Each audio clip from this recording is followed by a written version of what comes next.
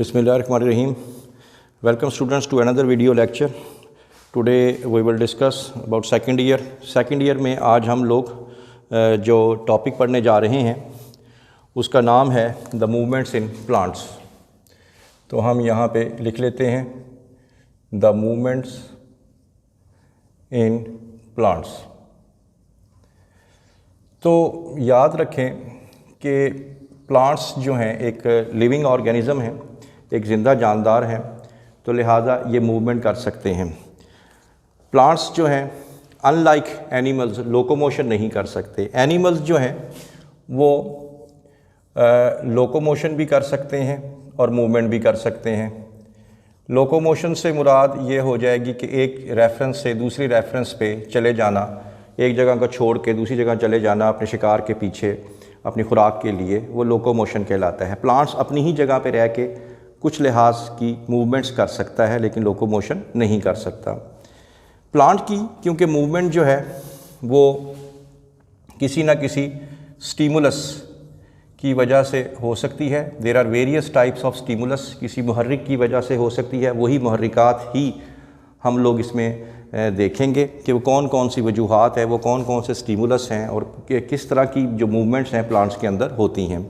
तो हम लोग मूवमेंट इन प्लांट्स को हम यहाँ पे लिख लेते हैं द मूवमेंट इन प्लांट्स. तो मूवमेंट इन प्लांट्स जो हैं इनको हम लोग दो हिस्सों में इनको हम लोग कैटेगराइज कर लेते हैं. One is called as autonomic movement. एक को आप लोग कहेंगे ऑटोनॉमिक मूवमेंट. ऑटोनॉमिक मूवमेंट और जो सेकंड वन जो है वो कहलाएगी पैराटोनिक मूवमेंट. तो सेकंड वन जो है वो कहलाएगी पैराटोनिक मूवमेंट.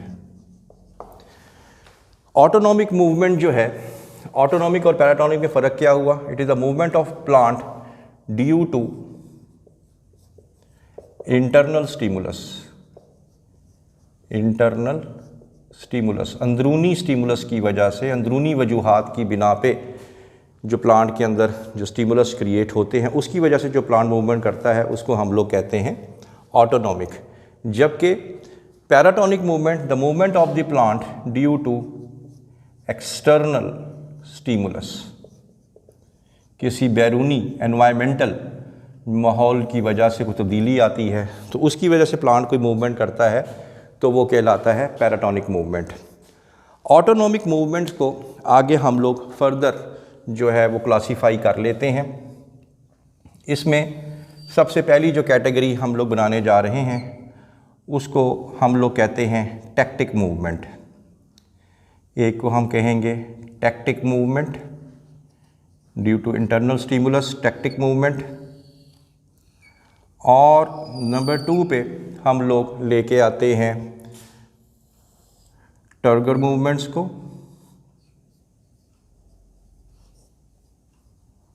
Turgor movements. और जो थर्ड वन है वो कहलाता है, उसको हम लोग कहते हैं growth movements. Growth movements.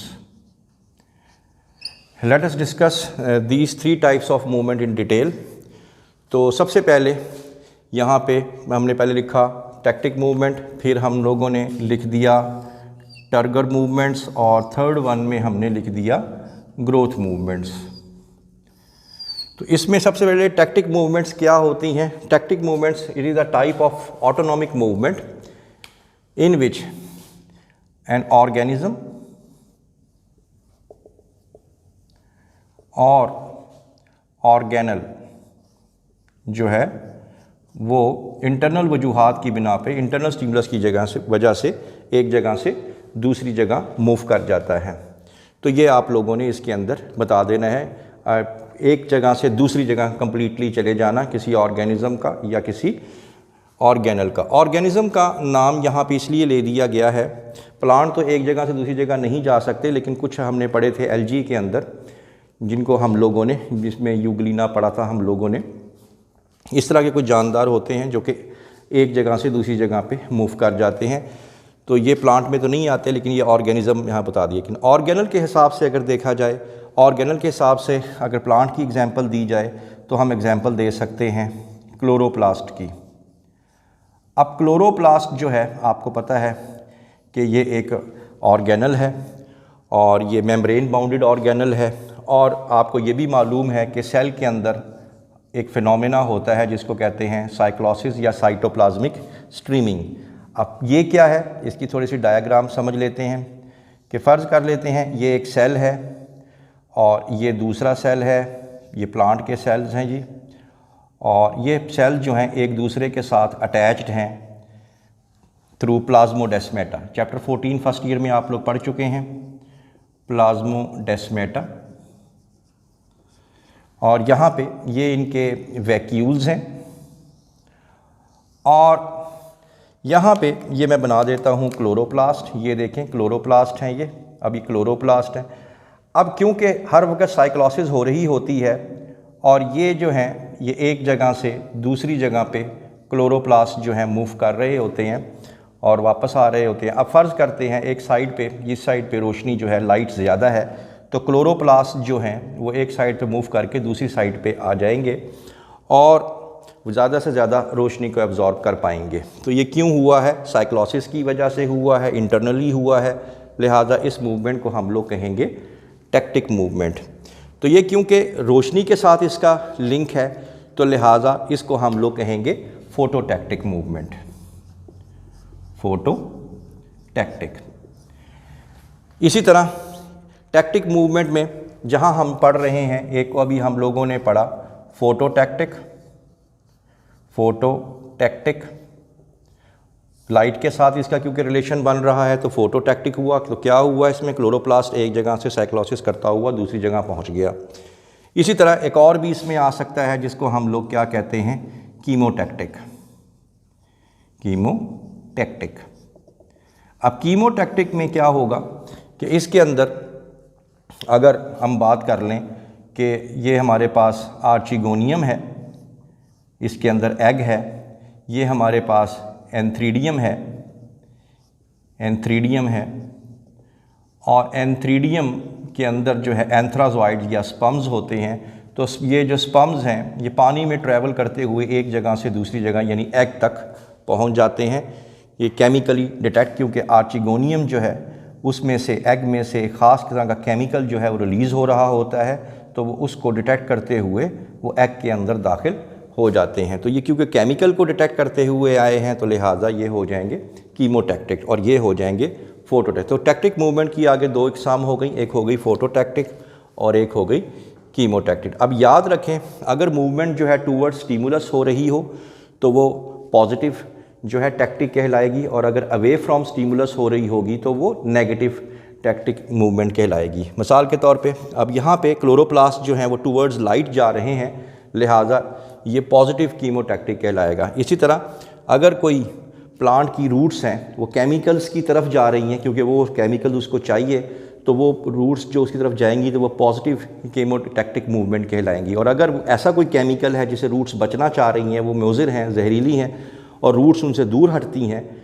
Chemical से, तो वो नेगेटिव कीमोटैक्टिक मूवमेंट कहलाएंगी। तो ये आप लोगों ने टैक्टिक मूवमेंट बता दिया। टर्गर मूवमेंट जो हैं ये जैसे नाम से ही जाहिर है, ये बिकॉज ऑफ टर्गर। और टर्गर किस वजह से होता है कि जब वैक्यूल के अंदर जब पानी जो है भरता है तो वैक्यूल जो है वो एक्सपैंड हो जाता है। अब जब वैक्यूल एक्सपैंड होगा तो ऑब्वियसली सेल का जो साइज़ है वो भी एक्सपैंड, या इसकी सेल मेम्ब्रेन भी जो है वो क्या होगी, एक्सपैंड होती है। तो ये आप लोगों ने बता देना है कि पहले तो वैक्यूल का साइज़ इंक्रीज़ होगा, इसी तरह सेल का साइज़ भी इंक्रीज़ होगा, और इस वजह से जो मूवमेंट वकू पज़ीर होगी उसको हम लोग बोलेंगे टर्गर मूवमेंट्स। टर्गर मूवमेंट्स को आगे हम लोग फर्दर जो है वो डिस्क्राइब कर देते हैं। इसके अंदर सबसे पहली मूवमेंट जो आ रही है उसको हम लोग कहते हैं sleep movements, sleep movements. Sleep movement जैसे नाम से ही जाहिर है सोने के हवाले से है ये, यानी दिन के टाइम कुछ जो पत्ते हैं वो बिल्कुल टर्जिट हो जाते हैं, बिल्कुल स्ट्रेट हो जाते हैं, और कुछ पौधों के जो पत्ते हैं रात के टाइम जो हैं वो डाउनवर्ड यानी कि वो विल्टिंग का शिकार हो जाते हैं या मुरझा जाते हैं। तो स्लीप मूवमेंट जो है इसी हवाले से ही आखज़ किया गया है। आपकी बुक के अंदर इसकी जो एग्ज़ाम्पल दी गई है उसका नाम है बीन प्लांट। बीन प्लांट्स ये कैसे काम करते हैं? बीन प्लांट्स कुछ यूँ काम करते हैं, अगर आप गौर से देखें, ये मैं स्टेम बना रहा हूँ और ये जो है ये पेटियोल बना रहा हूँ। तो पेटियोल जो है basically petiole is a stalk to which the leaves are attach to the stem. तो ये देखें यहाँ पे ये इसके साथ जो है ये लीफ जो है ये अटैच हुआ है। अब ये जो लीफ अटैच है तो पेटियोल में एक स्वोलन पोर्शन होता है जिसको मैं यहाँ बना देता हूँ। ये आप लोग देखें, this is the swollen portion of the petiole which is called as pulvinus. Pulvinus, तो पल्विनस की डेफिनेशन क्या हुई? The swollen portion of the petiole, यानी पेटियोल का जो फूला हुआ हिस्सा है उसको हम लोग कहते हैं पल्विनस। और पल्विनस जो है ये कंपोज्ड हुआ होता है पेरेनकाइमेटस सेल्स का। ये पेरेनकाइमेटस जो सेल्स हैं ये उसका ये बना हुआ होता है। अब ये पल्विनस का बहुत किरदार है। दिन के टाइम पेरेनकाइमा सेल्स के अंदर पानी भरता है जिसकी वजह से ये जो पल्विनस है ये फूल जाता है। फूलने की वजह से पत्ता बिल्कुल स्ट्रेट हो जाता है।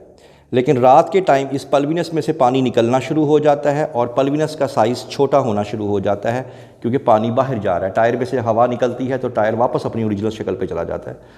तो उसकी वजह से पत्ता जो है वो डाउनवर्ड जाना शुरू हो। दिन के टाइम फिर इसमें हवा भरती है, पानी भरता है इसके अंदर, और पानी भरने की वजह से इसके अंदर जो है ये फिर टर्जिड हो जाता है और ये जो पत्ता है ये बिल्कुल स्ट्रेट हो जाता है, और इसी वजह से इसको हम लोग फिर कहते हैं स्लीप मूवमेंट। इसके साथ साथ स्लीप मूवमेंट के साथ एक और मूवमेंट भी आ रही है टर्गर मूवमेंट में ही, उसको कहते हैं rapid movement of leaflets. Rapid movement of leaflets, इसके अंदर आपकी बुक के अंदर जो एग्ज़ाम्पल दी गई है वो एग्ज़ाम्पल दी गई है माइमोसा की, माइमोसा पुडिका, जिसको हम लोग टच मी नॉट भी बोलते हैं। टच मी नॉट ये भी बिल्कुल वैसे ही काम करता है। फॉर एग्ज़ाम्पल ये अगर आप लोग देखें, ये इसकी स्टेम आ गई माइमोसा की, ये इसका पेटियोल जो है वो वाला हिस्सा आ गया, और उसके बाद ये इसके आगे जो हैं ये इसके लीफलेट्स जो हैं ये स्टार्ट हो गए। ये इसके जो लीफलेट्स हैं ये स्टार्ट हो गए। अब इस पेटियोल का भी जो है वो स्वोलन पोर्शन होता है। ये this is a swollen portion and again this swollen portion is called as pulvinus. अब होता क्या है कि जैसे ही कोई इसको स्टिमुलस मिलता है, इसको कोई टच करता है, तो इसमें से पोटाशियम आइंस जो हैं वो बाहर निकलना शुरू हो जाते हैं। और आपने फर्स्ट ईयर में पढ़ा था कि जैसे ही पोटाशियम आइंस बाहर जाएंगे तो पीछे पानी भी बाहर को आएगा। क्यों? क्योंकि जब पोटाशियम आयन बाहर जाएंगे अंदर का जो वाटर पोटेंशियल है वो ज़्यादा हो जाएगा। पोटाशियम बाहर जाएंगे तो बाहर का वाटर पोटेंशियल डाउन हो जाएगा, तो पानी हाई वाटर पोटेंशियल यानी अंदर से बाहर की तरफ जाना शुरू हो जाएगा और पल्विनस का साइज़ जो है वो स्क्वीज़ होना शुरू हो जाएगा और अगेन पत्ता जो है वो डाउनवर्ड जाना शुरू हो जाएगा। थोड़ी ही देर बाद स्टिमुलस के बाद यही पोटाशियम आयंस जो हैं ये दोबारा ये पल्विनस के अंदर जाना शुरू हो जाते हैं, और जब पोटाशियम अंदर जाएगा तो फिर पानी भी पीछे पीछे अंदर आएगा। जब पानी अंदर आएगा तो पल्विनस जो है वो फूलना शुरू हो जाएगा और फूलने की वजह से पत्ता जो है वो दोबारा से स्टिफ और स्ट्रेट हो जाएगा। तो इसको आप लोग कहते हैं रैपिड मूवमेंट ऑफ लीफलेट्स। तो ये बेसिकली टर्गर मूवमेंट्स की वजह से ये मूवमेंट्स हो रही हैं। तो इसी वजह से इसको हमने दो हिस्सों में कैटेगराइज कर लिया है। एक को हम लोगों ने कह दिया कि स्लीप मूवमेंट और दूसरे को हम लोगों ने कह दिया rapid movement of leaflets. Third movement जो आपके पास आ रही है उसको हम लोग कहते हैं ग्रोथ मूवमेंट। ग्रोथ मूवमेंट जैसे नाम से ही जाहिर है कि ये this is a movement due to differential growth, due to differential growth. Differential growth का मतलब ये है कि जब किसी चीज़ की ग्रोथ होती है तो वो इक्वल हो रही होती है, लेकिन बाज़ औक़ात एक साइड पे ग्रोथ ज़्यादा होती है और एक साइड पे ग्रोथ कम होती है, तो उसकी वजह से जो मूवमेंट बनेगी उसको हम लोग कहेंगे ग्रोथ मूवमेंट्स। ये जो मूवमेंट है ये देखी जा सकती है, लीव्स में देखी जा सकती है, रूट्स में देखी जा सकती है, पेटल्स में देखी जा सकती है, टेंड्रिल्स में देखी जा सकती है। इसको आगे हम लोग फर्दर इसको हम लोग डिवाइड कर देते हैं। सबसे पहले जो इसमें आएगी, एक को हम लोग कहेंगे एपिनेस्टी, एक को हम लोग बोलते हैं हाइपोनेस्टी,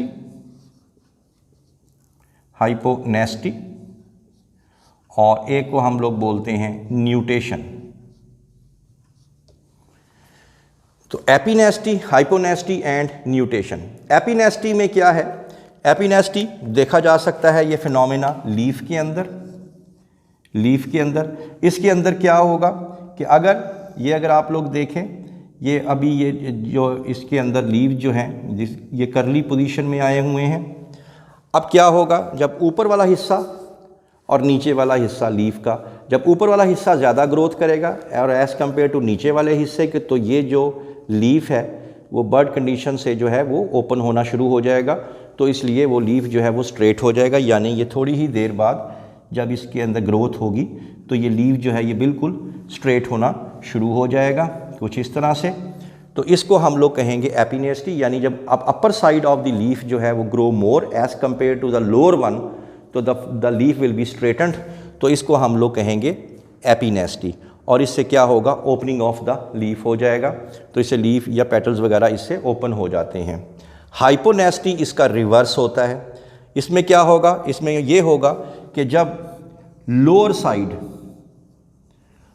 साइड ऑफ द लीफ जो है वो ज़्यादा उसमें ग्रोथ होगी और as compare to upper side of the leaf, upper side में ग्रोथ जो है वो कम होगी।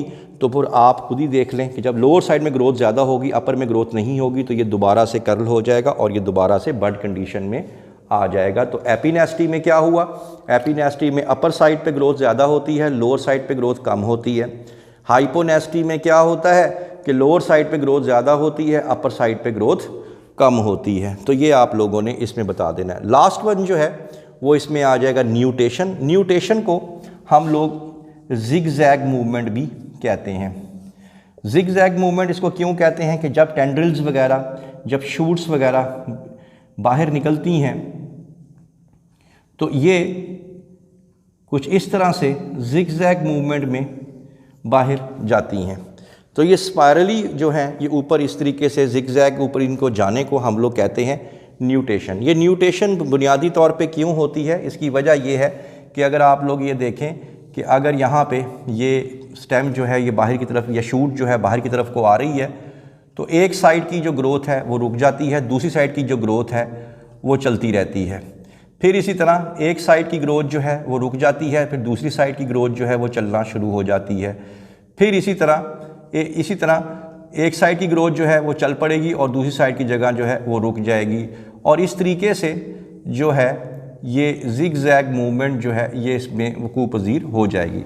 दोबारा देख लें, ये देखें इमर्जिंग शूट है, एक साइड की ये ग्रोथ रुक गई, दूसरी साइड की ग्रोथ चलती रही, फिर ये यहाँ जाके रुक गई, फिर दूसरी साइड की ग्रोथ जो है वो चलती रही और जाके एक जगह पे रुक गई, फिर यहाँ से ये चलना शुरू हो गई। और इस तरीके से ये मूवमेंट जो है कभी एक साइड की ग्रोथ ज़्यादा होती है तो फिर दूसरी साइड की ग्रोथ ज़्यादा होती है। तो इस तरीके से जो ये जिग-जैग मूवमेंट्स जो बनती हैं इनको हम लोग फिर बोलते हैं न्यूटेशन। तो ये आप लोगों का आज का जो टॉपिक था ऑटोनॉमिक मूवमेंट के हवाले से। नेक्स्ट लेक्चर में हम लोग मिलेंगे पैराटोनिक मूवमेंट्स जो कि एक्सटर्नल स्टिमुलस की वजह से होती है। Thank you very much.